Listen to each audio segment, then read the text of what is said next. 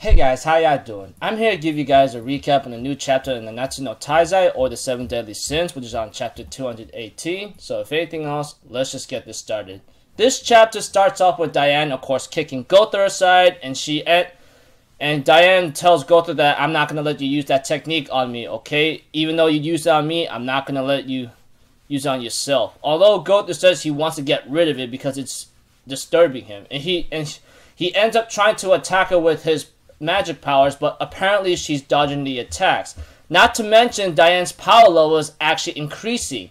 Even Gother realizes that her power level is at 15,100. And therefore she says, you know, if I continue dancing like this, my power can increase very further. But I do not want to fight you right now. That's not my goal. And knowing that Gother has no chance at this, he ends up trying to escape.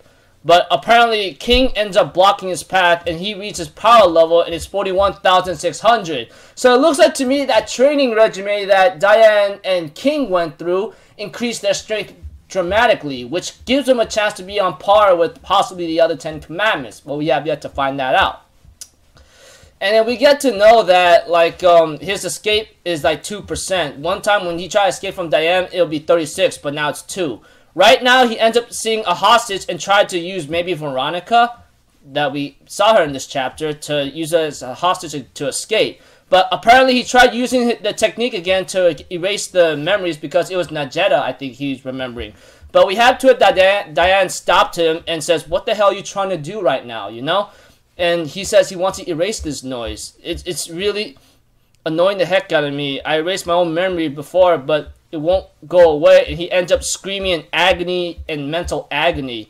And realizing, Merlin says, you know, I can finally know why you gone berserk. It's because you're starting to remember the memories of what you've gone through, right?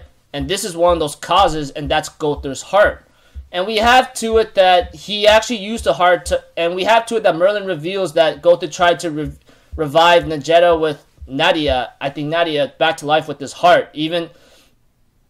Even so, overcoming with shock and everything else in the dungeon, he threw away and erased his memories. And Gother says he doesn't want them because it's really painful. And he's saying, just let me go, please. Can you just do that? Although Diane screams at him saying, hey, look, get a hold of yourself, okay? Even though it's painful, you still got your friends with you. The 7 deadly sins are here with you. Even if you should be in great pain or terrible trouble, we are here for you. And she even says that even the most painful memories are very precious. Remember that. And therefore, he remembers all his times with Nadia, you know, like having time with her, having fun, seeing her smile, and seeing her run away, having some laughs and funs. We have to it that Gother remembers the last words of his father. Gother, the real 10 Commandment, is like, please fulfill the dream that he couldn't fulfill on his own, you know? And that's where the magic heart came in, you know? That's where, like, his heart magic didn't exist in the first place. And what magic heart? Well, it was an object, but we get to know that and we get to know that King asked, like, where's Gother's heart right now? It exists within Gother himself, you know. And Gother's like, do I really have a heart? He said, and Diane says, yeah. She even tells him that the tears you're shedding right now, those are what your power, that is anything of your proof. And therefore, Gother ends up having an orb releasing from his power. And we get to know that his magic power or his power level is actually increasing. So the original power level of his is actually coming back to him ever since the return of his memories, and his magic power has also returned. And we have to it that that Merlin explains to Gother that he has the magnum opus of being a great magician, a pinnacle magician, the pinnacle achievement of his life. So it would be think to strange that he does have a heart. And then Gother explains that, like, he closed off his own heart and he wanted to forget all those painful memories because it's just losing someone, you know. And he's forgotten those people as well. And he even thanks Diane, and he's back to his other Gother, possibly like 3,000 years ago or something, if you know what I'm talking about. And he even thanks her and says, thank you so much for guiding me the right path. And Gother tries to hug Diane, but freaking King had to be a freaking blocker and stop him from doing so. He goes like, why'd you stop me? He goes like, I just want to stop because I wanted to stop you. Yep, King does have a jealous side, alright? So the heart that they have in his hand, the heart that Diane has in her hand right now, I'm just wondering, what is it? You know, Diane was wondering.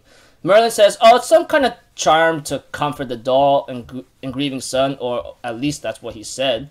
And we get to know that Bon and Meliodas were like watching the entire time right now, and they're actually very happy. Although Escanor was the last one to show up, and he was very slow, and he was the last one to make it. And then, and we have to it that like that it's a glorious day for the 7 daily sins. It's time to drink one up and make it something to remember, you know. And of course, like I was saying, all right, Chaplain's treat, right? Me? And then even Meliodas like, I have to treat everyone. And we get to see that, like, Gothar's talking to King, like, come on, how long are you going to be so issy for, huh? Let's go join everyone else. And then King's like, stop trying to act like you're, stop trying to acting cool all of a sudden.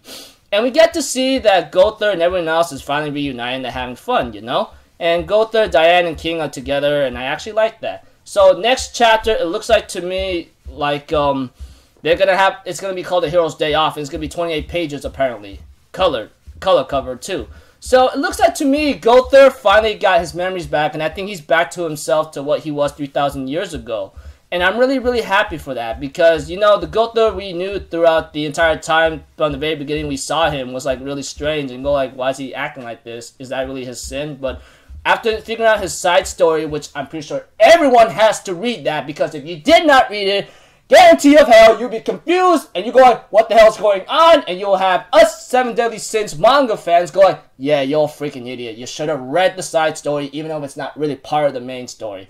You guys know what I'm getting at. Don't try to act like being Aside from me being an a-hole right now, it was a pretty good chapter. Gothar finally has his magic power. The magic power of Gothar finally rises, and his own, like, own self-awareness along with his personality and what he was is actually back to where it was. It's back to what it was 3,000 years ago when the real Gothar created him. And it was pretty sweet. Pretty cool chapter. I look forward to the 7 Deadly Sins off day, or the Hero's Day Off chapter. Want to see what that is. So until then, I'll see you guys in my next video. So I'm out for Zitto. Have a good day, and I'll see you guys next time, right? Peace out. Bye-bye. Toodaloo!